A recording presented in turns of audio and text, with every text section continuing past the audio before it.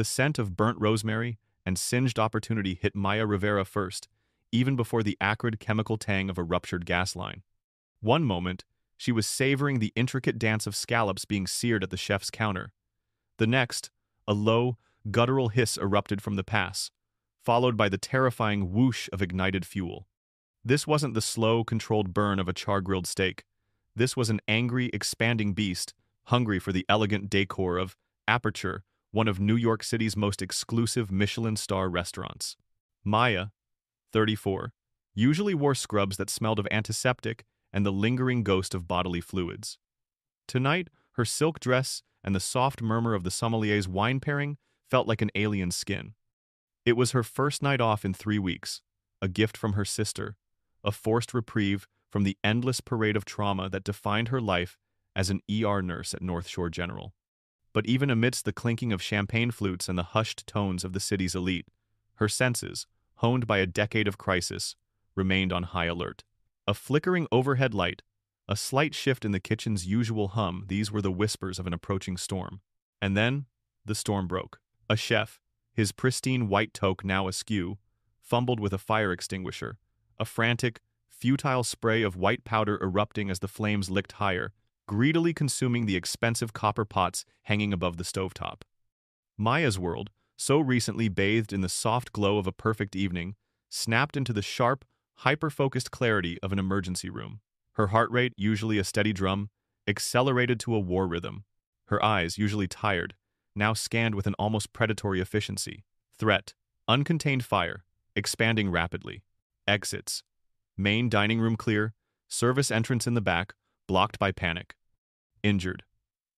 Staff scrambling, Chef Julian Croft, the reason she'd booked this impossible reservation, too close, too centered in the chaos, trying to be a hero when he was clearly out of his depth. Chef Croft, whose face graced food magazines worldwide, was a man of culinary precision, not crisis management. He was a maestro with a whisk, a savant with a souffle. Against a wall of fire, he was just a man. He coughed, his face pale against the orange inferno, the extinguisher now sputtering uselessly in his hands. A structural beam, weakened by the intense heat, groaned above him, then, with an explosive crack, a large, flaming section of a ceiling panel tore free. It wasn't just falling, it was arcing, a fiery guillotine aimed directly at the famed chef's head. Time dilated. The scream of a woman in the dining room became a distant echo. The sizzle of fat catching fire, the roar of the blaze, the frantic shouts of, "Fire! Get out!" all compressed into a dull hum in Maya's ears. Only one thing was clear. Chef Julian Croft was about to become another entry in the grim ledger of trauma victims, and not on her watch. Without a conscious thought, driven by instinct honed over thousands of life-or-death moments, Maya launched herself across the polished marble floor.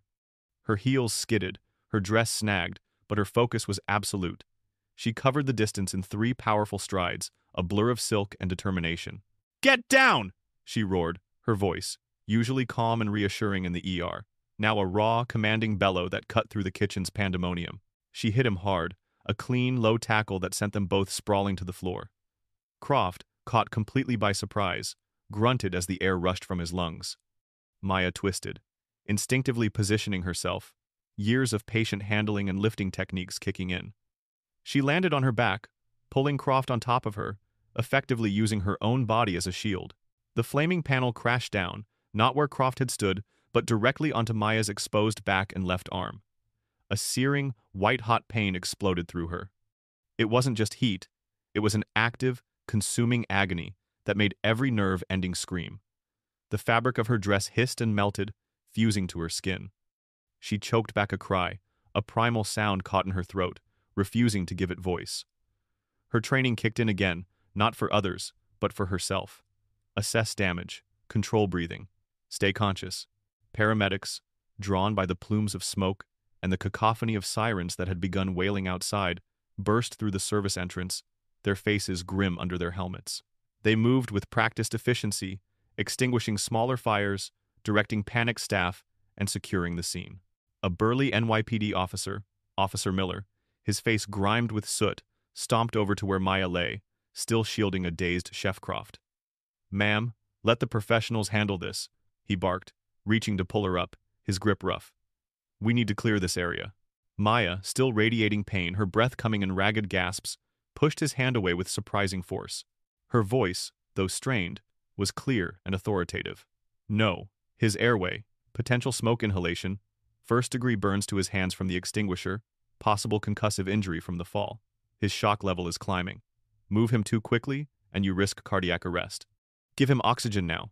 Officer Miller paused, his brow furrowed in confusion, clearly unaccustomed to such a precise, immediate medical assessment from a civilian. He stared at her, then down at Croft, then back at her, a flicker of bewildered respect replacing his earlier dismissiveness. He reluctantly motioned to a paramedic, who, recognizing the urgency in Maya's tone, quickly brought an oxygen mask to Croft's face. Maya slowly, painfully, extricated herself from beneath the chef. Her back felt like a raw slab of meat, her left arm a torch. She carefully pulled the remains of her silk dress around her, trying to conceal the gruesome damage as much as possible. She didn't want the spectacle. She just wanted Croft to be okay. "I'm a nurse," she said to the paramedic, her voice weak but steady. "North Shore General. Get him stabilized. His vitals are crashing." The paramedics, now seeing the extent of Maya's injuries as she struggled to stand, tried to guide her onto a stretcher. "Ma'am, you need to be treated," one insisted. "He's a priority," Maya rasped, pointing to Croft, who was now being carefully loaded onto a backboard. "I'm fine. Just get him out of here." She wasn't fine. Every breath was a monumental effort. Every pulse of blood through her veins amplified the searing pain in her back and arm. But her ingrained duty of care, her absolute refusal to let anyone suffer if she could prevent it, superseded her own agony. She remained at Croft's side, offering calm, precise instructions to the paramedics, only stepping back when they wheeled him out, sirens already wailing a mournful song into the New York night. The restaurant was a charred mess, the air thick with smoke and the ghost of opulence. Maya felt a wave of nausea, a mix of pain and the metallic taste of adrenaline finally receding. She found her purse, remarkably untouched, and pulled out her phone. Her sister, her only local family, would be worried if she didn't show up soon. No, she thought, she couldn't call her sister like this. She wouldn't want to burden her. Instead, she hailed a cab, her mind already racing through the familiar corridors of her own hospital. She knew the triage protocols, the best nurses, the fastest routes to an available bed. She would treat herself there, among the familiar faces, away from the gawking crowds and the endless questions. Besides, she thought with a grim, weary humor, if anyone was going to understand what she was going through, it would be her colleagues at North Shore General. They had seen it all, or so she thought.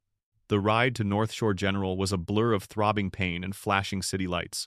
Maya leaned her head against the cool glass of the taxi window, trying to focus on anything other than the inferno her back had become. Each jostle of the cab sent fresh waves of agony through her. She clutched her purse, her knuckles white, refusing to let herself moan. Nurses didn't moan, not on the job, and certainly not when they were the patient.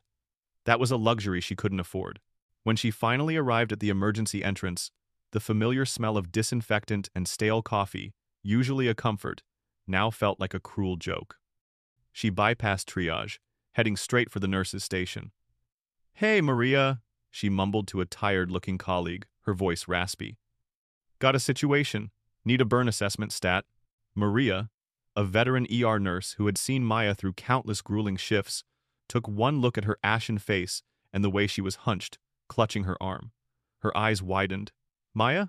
What in God's name happened?" The initial reception from her colleagues was a flurry of genuine concern and professional efficiency. Maya was quickly ushered into an exam room. Dr. Chen, a kindly resident, was summoned.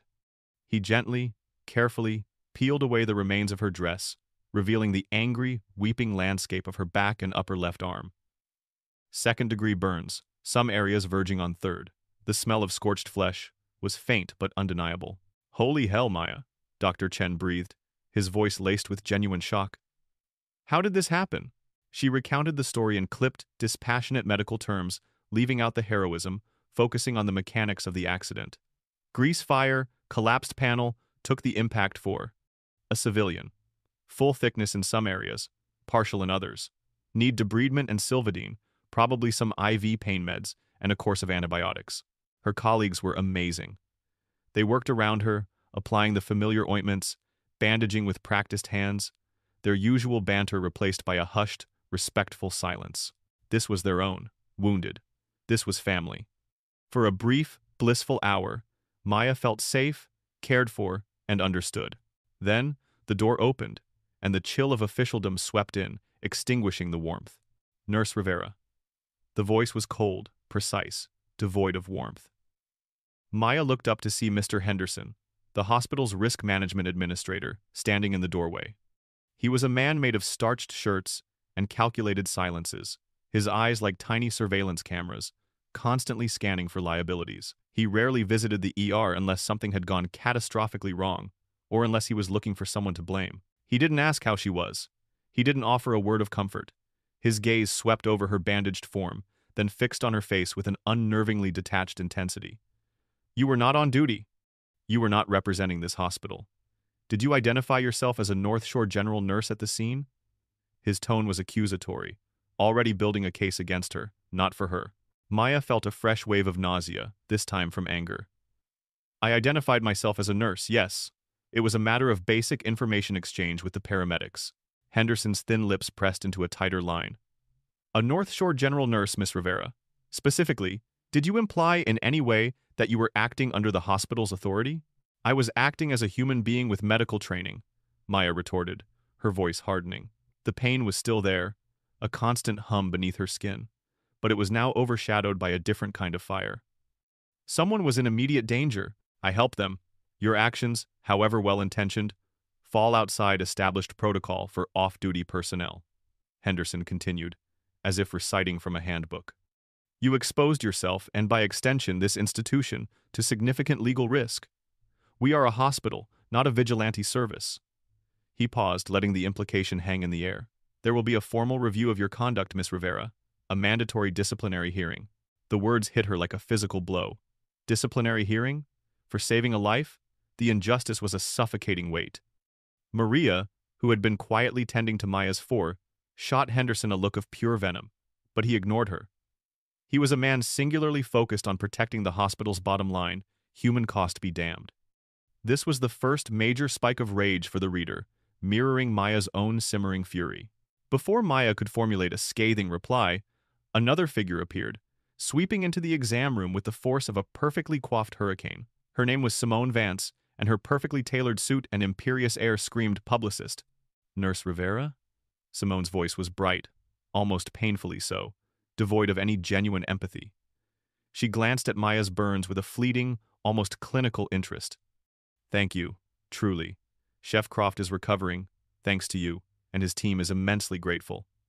The words were spoken quickly, like a necessary formality, a box to be checked. She placed a ridiculously large, ornate gift basket on a nearby counter.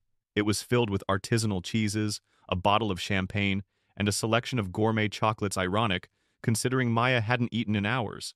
A small token of our appreciation, Simone continued, not waiting for a response. Now, to business. Chef Croft's reputation is paramount. There's been a minor incident. We're managing the narrative. We'd appreciate it if you could refrain from speaking to any media outlets. It would be best to let Julian's team handle the messaging. Maya stared at her, utterly aghast. Minor incident? I shielded him from a burning ceiling, took second-degree burns, and your team is managing a narrative? Her voice rose slightly, raw indignation piercing through her exhaustion. You want me to stay silent while you downplay a life-threatening event? Simone's smile, which had been plastered on her face, tightened. It's about controlling the story, nurse. We don't want any unnecessary dramatics. Chef Croft prefers a low profile in these matters. He's a chef, not a headline. She picked up a pristine white business card from the gift basket. Here's my card. If the press contacts you, please refer them directly to me. Her implication was clear. Maya's role was negligible, a footnote, something to be quietly suppressed. The insult was a fresh sting, worse, in a way, than the pain of her burns. It was an assault on her dignity. The door closed behind Simone Vance, leaving behind the lingering scent of expensive perfume and profound disrespect. Maya felt a wave of despair wash over her. She'd put her body on the line, risked her health, and in return, she was being reprimanded by her employer and silenced by the very person she'd saved. Dr. Chen, who had been quietly finishing up the bandages, shook his head. Unbelievable, he muttered, catching Maria's eye. They're both unbelievable. Maya was discharged with a handful of prescriptions for pain medication and antibiotics, and a form to fill out for an incident report. It was subtly, yet unmistakably, made clear that workman's comp would not apply, as she was off duty. She was handed a bill for her own treatment, a stark reminder of the financial burden now weighing on her. She dressed slowly, painfully, in the borrowed scrubs Maria found for her silk dress a charred ruin. The pain medication hadn't kicked in yet. She felt a profound weariness deep in her bones, a fatigue that went beyond physical exhaustion. It was the weariness of fighting a losing battle against a faceless, uncaring system. She took a cab home to her small, one-bedroom apartment in Astoria, the gift basket still sitting forgotten on the exam room counter. She didn't have the energy to carry it, let alone appreciate it. She stumbled through her door, the city lights reflecting off her tired face in the darkened window. She collapsed onto her couch, the pain in her back and arm a relentless drumbeat. She was a hero for a few agonizing seconds, and now she was just another liability, another broken cog in a machine that valued profits over people. She closed her eyes, fighting back the unshed tears of a profound and infuriating injustice. She had saved a life, and the world, it seemed, was determined to punish her for it. The next morning dawned gray and unforgiving, much like Maya's mood. She woke stiff and in agony, the pain meds having worn off hours ago. Her back felt like a raw, exposed nerve, a constant throb that radiated down her arm. The bandages, so neatly applied just hours before, now felt tight and restrictive, clinging to weeping skin. Each movement was a monumental effort, a fresh assault on her already frayed nerves. She shuffled to the bathroom, catching a glimpse of herself in the mirror. Her face was pale, drawn, with dark circles under her eyes. She looked like a ghost of her former self, a trauma victim rather than a trauma nurse. She managed to shower, wincing with every spray of water that hit her bandaged arm, her back screaming in protest. The mundane act of getting dressed, pulling on a loose-fitting t-shirt, struggling with a bra, became an Olympic event, leaving her breathless and tearful. The physical pain was relentless, but it was the emotional pain, the burning injustice, that truly festered. Her phone buzzed, a jarring intrusion in the quiet agony of her apartment. She picked it up, expecting a call from her sister, perhaps a concerned colleague. Instead, it was an email notification, the sender. North Shore General Hospital, Risk Management. Her blood ran cold. She clicked it open. The email was coldly worded, precisely formal. "Dear Miss Rivera," it began. "This serves as a formal notification of a mandatory disciplinary review scheduled for 10 a.m. on Thursday, date, in Conference Room B. The review concerns your unsanctioned actions at an off-site incident on date of fire, which are in violation of hospital policy regarding off-duty conduct and exposure to liability. Failure to attend will result in further disciplinary action, up to and including termination of employment." It was signed by Mr. Henderson, unsanctioned actions, termination of employment. The words twisted in her gut. They were threatening to fire her for saving a life.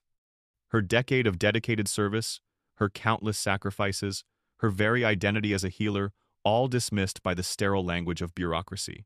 This wasn't just rage. It was a profound sense of betrayal, a punch to the soul. As if to add insult to injury, another notification popped up on her phone, a news alert. Chef Julian Croft recovering after minor kitchen incident, publicist confirms. A picture accompanied the article. A smiling Chef Croft from a previous photo shoot, not a hair out of place. There was no mention of Maya, no acknowledgement of the fire's severity, no hint of a hero.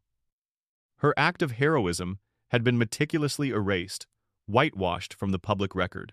This section was designed to make the reader feel Maya's hopelessness and her simmering anger, her feeling of hitting absolute rock bottom. She tossed her phone onto the couch, the glowing screen mocking her. She stared out her window at the dreary New York skyline, feeling utterly defeated. The pain, the bills, the threat of losing her job, the public erasure of her sacrifice, it was all too much. She closed her eyes, tears finally escaping, tracing hot paths down her cheeks, mingling with the phantom heat of her burns. This is it, she thought, a hollow echo in her mind. This is what happens when you try to do the right thing. A sharp, insistent knock echoed through her small apartment, startling her. Her first thought was that it was her sister, worried after not hearing from her. Or maybe, A faint, desperate hope whispered. Someone from Croft's team, finally coming to do the right thing. She shuffled to the door, pulling a loose bathrobe tighter around herself, shielding her bandages. She peered through the peephole, bracing herself for, she wasn't sure what. A reporter, perhaps, finally sniffing out the real story? Or another collection agent for her looming medical bills? Instead, she saw a man. He was tall, impeccably dressed in a dark, perfectly tailored Savile Row suit that spoke of old money and quiet power. His silver hair was neatly combed, his features aristocratic, his eyes a piercing shade of blue behind horn-rimmed glasses. He carried a slim leather attaché case. He didn't look like a process server. He didn't look like a reporter. He looked impossibly like someone from a different world entirely. She slowly opened the door, leaving the safety chain on. "Can I help you?" Her voice was a strained whisper. The man offered a small, polite smile. "Miss Rivera? My name is Dr. Alistair Finch." His voice was a crisp, cultured British accent, smooth as aged whiskey. "I am the personal physician to the royal family." Maya blinked, certain she hadn't heard him correctly. The royal family? The British royal family? This had to be a joke. A cruel, elaborate prank concocted by her exhausted mind. I think you have the wrong apartment." Dr. Finch's smile broadened slightly, a hint of genuine amusement in his eyes. "No, Miss Rivera, I assure you I do not." Her Majesty was most distressed to hear of the incident involving Chef Croft. He was, as you know, preparing for a very important private event for them. When Her Majesty learned of the circumstances specifically, of your extraordinary bravery in shielding him from serious harm, she immediately dispatched me. He held up a small, elegant card, not a business card, but something embossed with a royal crest. "Her Majesty has sent me to personally ascertain the well-being of the woman who saved her chef." Maya stared, speechless. The fog of pain and despair that had enveloped her for hours began to lift, replaced by a surreal, disbelieving wonder. This wasn't just a powerful person. This was a representative of one of the oldest, most respected institutions in the world, and he was here for her. She unlatched the chain, slowly opening the door wider. "Doctor?"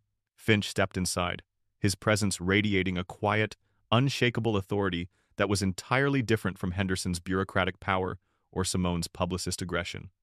He didn't scrutinize her apartment, his gaze was directed solely at her. "May I come in, Miss Rivera? I've been informed of your injuries, and I'd like to perform a proper medical assessment, if you'll permit me." His tone was gentle, respectful, utterly devoid of judgment. Maya, still reeling, could only nod mutely. She led him to her small living room. Dr. Finch set his attaché case on her coffee table, carefully removing a pristine set of medical instruments. He asked her to sit on the couch, and with exquisite gentleness, began to examine her burns. His touch was professional, yet incredibly empathetic. He didn't wince, didn't recoil. His brow was furrowed with concern, not detached analysis. "These bandages are not ideal," he murmured, his voice low. "And there's a distinct redness around the edges. I suspect a mild infection is already setting in, likely from improper debridement and inadequate dressing. Your own hospital's emergency protocol seems to have been rather insufficient." His words, spoken with quiet authority, validated everything Maya had suspected about her own care. He didn't see a liability. He saw a patient. He didn't see a minor incident. He saw significant, painful injury. He didn't see a civilian. He saw a hero.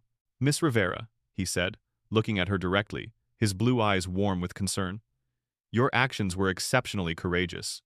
You put yourself in grave danger to protect another, a principle of selflessness that Her Majesty holds in the highest regard. To learn that you are not only injured, but also being unceremoniously treated by your own institution is, frankly, appalling." He closed his medical case. "This simply will not do. The royal family takes its obligations seriously, and ensuring the well-being of someone who averted a significant crisis for them falls squarely within that. You need proper care, and you need it immediately." This was the turning point. The validation she craved, not from her peers or her hospital, but from an unexpected, powerful, and utterly genuine source. The rage bait, the unfairness, the humiliation, all of it began to recede under the overwhelming wave of respect and genuine care from a man sent by a queen. It was a lifeline thrown just as she was about to drown. Dr. Finch didn't just talk, he acted. With the quiet intensity of a man used to getting things done, He took out a satellite phone, a sleek, almost antique-looking device, and made a call.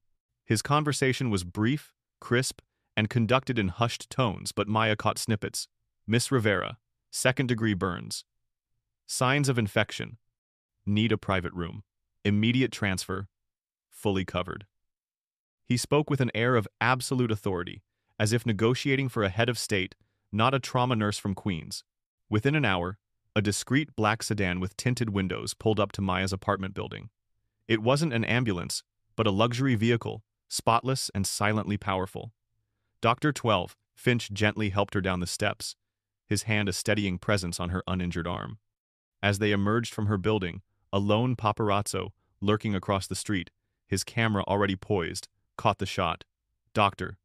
Finch, the Queen's personal physician, respectfully assisting a clearly injured Maya Rivera into the car. The flash was blinding, momentarily burning an afterimage into Maya's retinas. The car whisked them away, not to North Shore General, but to a discreet, exclusive private burn clinic on the Upper East Side, a place Maya didn't even know existed.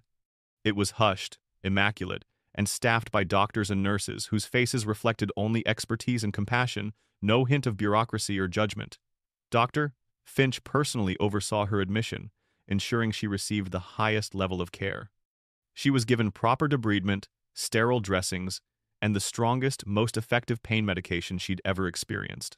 For the first time since the fire, Maya felt her body begin to truly relax, the constant hum of agony finally receding to a manageable throb.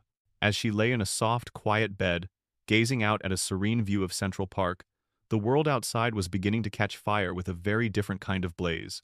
That single photo of Dr. Finch and Maya had ignited a media frenzy.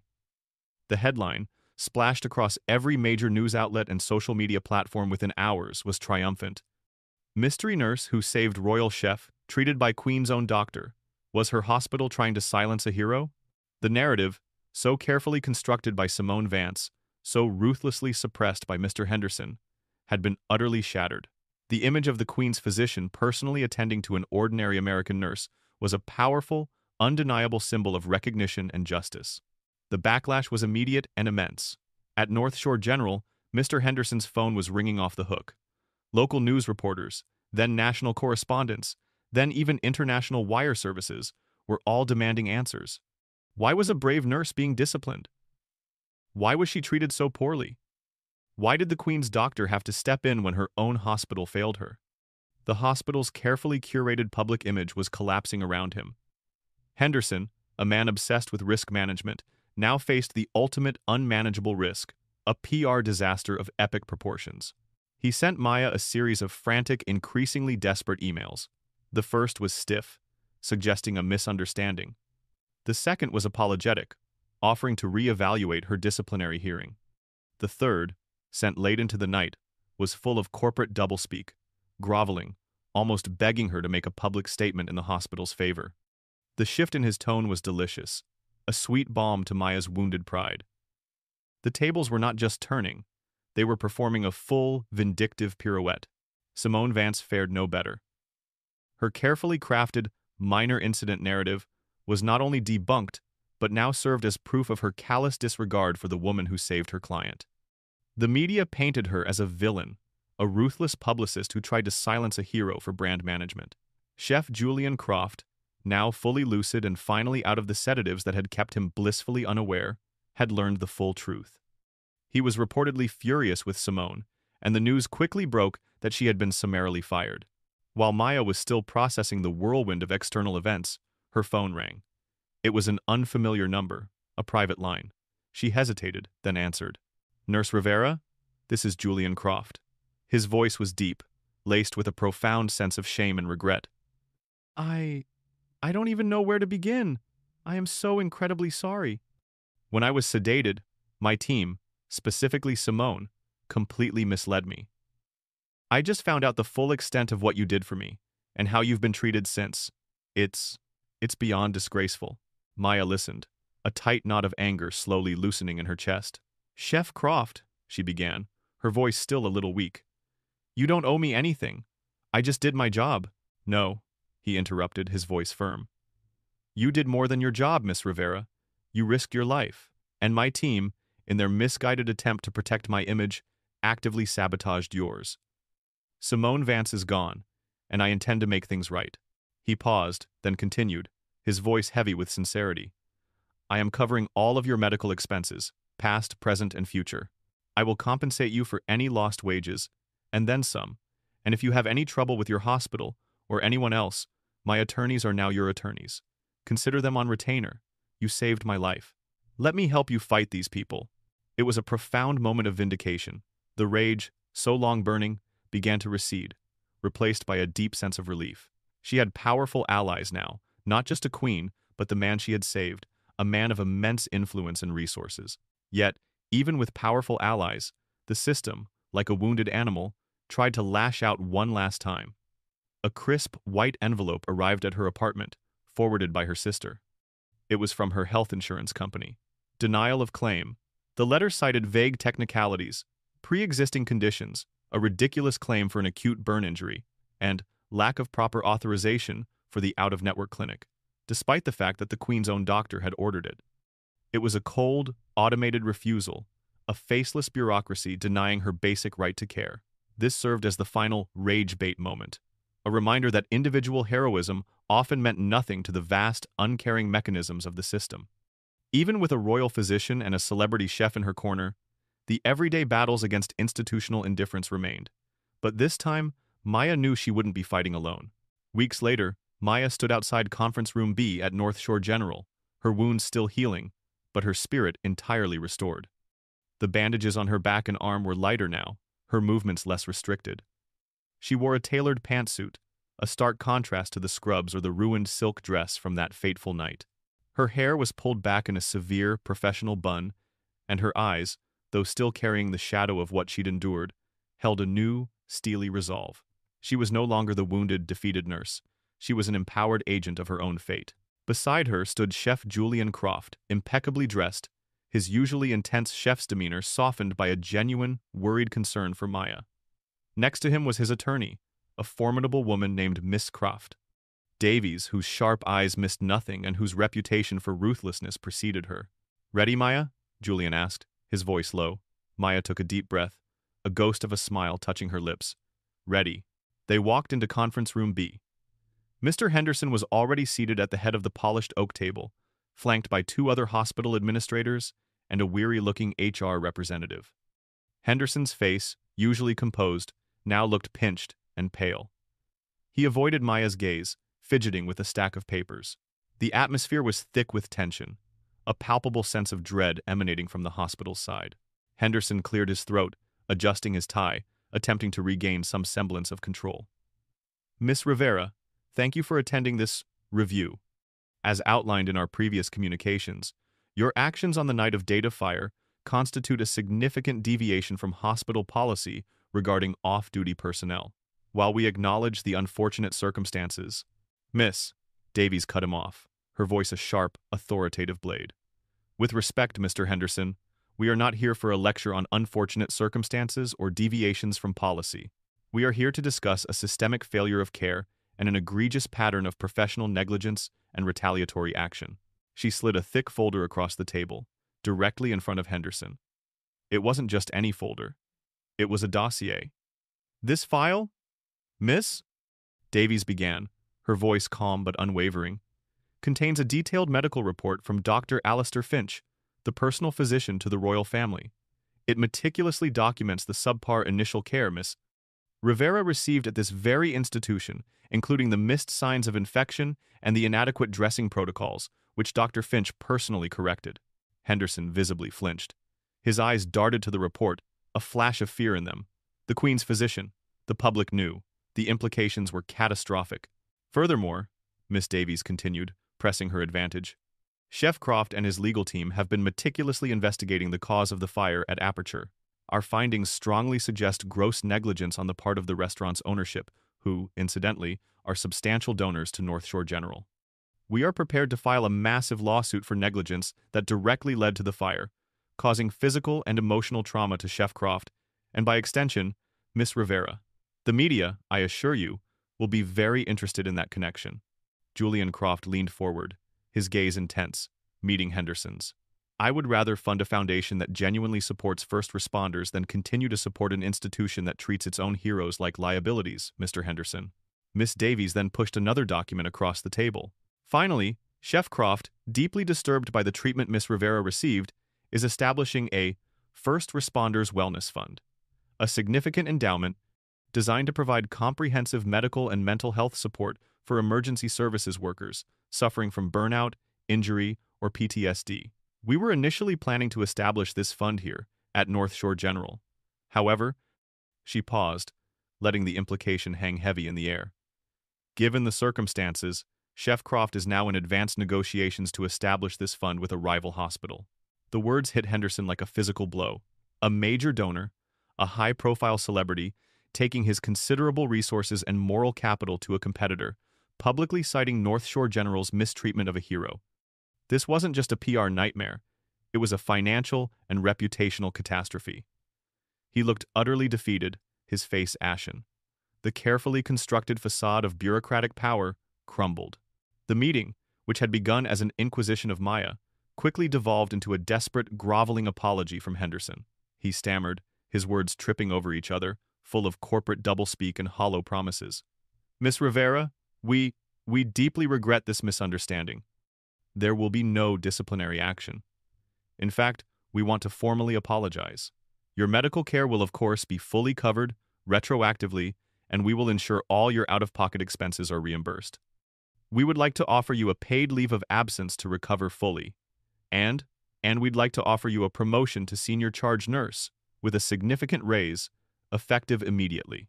Maya listened, her expression unreadable.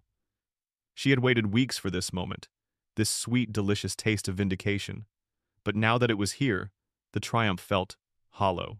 The promotion, the raise, it was all too little, too late, offered only under duress. When Henderson finally finished his humiliating retreat, Maya spoke, her voice calm and steady, utterly devoid of emotion. Mr. Henderson, I appreciate the offer. However, I need to reevaluate my position at an institution that treats its staff this way. A promotion offered only after international public shaming doesn't quite inspire loyalty. The final nail in the coffin was the insurance company. Miss Davies made a single phone call from the conference room. Within minutes, the HR representative received an email confirming the denial of claim had been overturned. The system, once so rigid, had bent, broken, and ultimately conceded. Maya had not just won, she had unequivocally triumphed, with the full might of celebrity and royalty behind her, forcing a corrupt system to its knees. Weeks turned into months.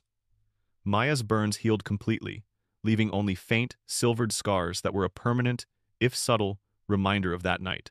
They were not marks of victimhood, but of sacrifice and resilience.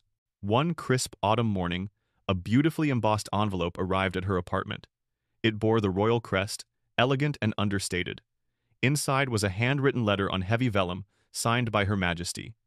It was a personal note of thanks, expressing profound gratitude for Maya's courage and selflessness, and wishing her a swift and full recovery. It was a tangible piece of validation, a quiet dignity that no hospital administrator or publicist could ever diminish. Maya carefully folded the letter and placed it in a special box, a cherished memento. She hadn't returned to North Shore General. Her paid leave had expired, but she had gracefully declined the promotion, stating she needed time to figure out her next steps. She knew, deep down, that she couldn't go back to a system that had so readily discarded her. One afternoon, Chef Julian Croft called, inviting her for coffee. They met at a quiet cafe, far from the prying eyes of the media. He looked truly at peace, finally free from the shadow of the fire and the machinations of his former publicist. Maya, he began, his voice earnest, I've been thinking a lot about the First Responders Wellness Fund. It's more than just a fund now. It's going to be a full-fledged foundation, and I can't think of anyone better to lead it. Maya looked at him, surprised. Lead it? Julian, I'm a nurse. I don't run foundations. Exactly, he said, a genuine smile gracing his lips. You understand what these people go through. You've been on the front lines, you've seen the burnout, the trauma, the systemic failures. You've experienced it yourself. I can handle the fundraising, the PR, the celebrity endorsements. But I need someone with the heart, the knowledge, and the grit to build something real, something that actually helps. He leaned forward, his eyes alight with passion. I'm offering you the position of director of the Croft Foundation for First Responder Wellness. It's a chance to build something from the ground up, to create programs that address the very issues you faced. Proper medical care, mental health support, legal advocacy, everything these heroes need to stay whole. It's not just a job, Maya. It's a mission. Maya listened, her heart stirring. This wasn't about fame or revenge. This was about turning her own painful experience into a catalyst for genuine, lasting change. It was about creating a system that valued its heroes rather than discarding them. This was the ultimate victory, not just for herself, but for all the silent, unsung Maya Riveras out there. She looked at Julian, a slow, determined smile spreading across her face. "Chef," she said, her voice strong and clear, "you've got yourself a director." The final scene sees Maya Rivera not in scrubs, battling chaos in a fluorescent-lit ER, but in a bright, spacious office overlooking the city she had once sworn off. Maps of outreach programs adorned the walls. Proposals for wellness initiatives were stacked neatly on her desk. She was on the phone, her voice confident and compassionate, discussing a new grant application for PTSD therapy for paramedics. She was still a healer, still a caregiver, but now she was also an architect of change, building a better future for those who risked everything. She had taken on the frustrating, infuriating antagonists of bureaucracy and indifference, and she hadn't just won. She had transformed the battlefield, leaving behind a legacy of hope and support. Her story, once a tale of rage-inducing injustice, had become a testament to the power of courage, unexpected allies, and the unwavering belief that those who protect us deserve protection in return.